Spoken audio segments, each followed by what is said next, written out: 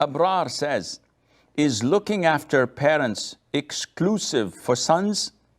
If the husband or in-laws of the daughters do not permit them to bring their parents at the daughter's home, what should the daughters do? Can they go against their husbands, will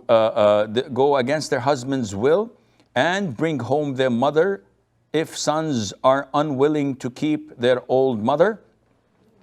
Abrar, the responsibility of the parents is not exclusive to a gender. It is to be shared equally by all their offspring.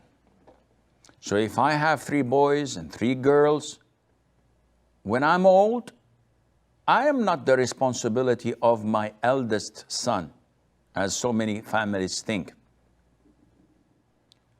Or my wife, the mother, is old, she's not the responsibility of the girls. Rather, all of my children share my responsibility. Having said that,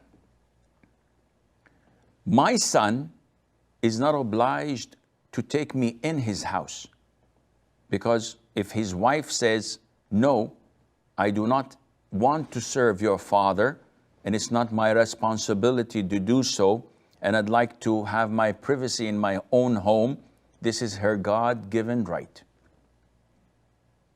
As for the daughters, if my wife says, I'd like to bring my mother to live with us, she's old, she's senile, and she needs people to take care of her, it is my God-given right to say, no, this is my house, I'm the man of the house, I do not allow you to do so because I don't want anyone in my house.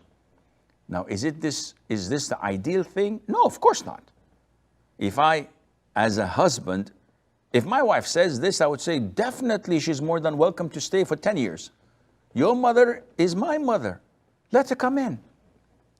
But people differ.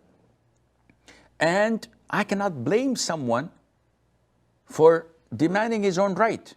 So as a girl, as a wife, you have no right in allowing or admitting anyone to enter your husband's house without his permission, let alone stay long term.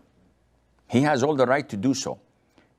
Now, your in-laws have no say in this, but most likely you are living in their homes. So again, you cannot do that without their permission.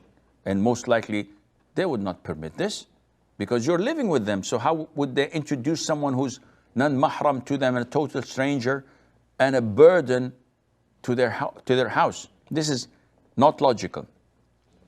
Having said that, the responsibility lies among them all.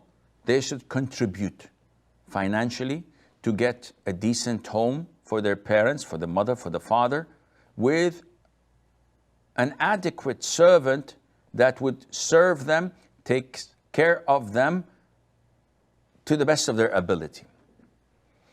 Now, this is a shared responsibility, but let us assume that the 3 boys are evil.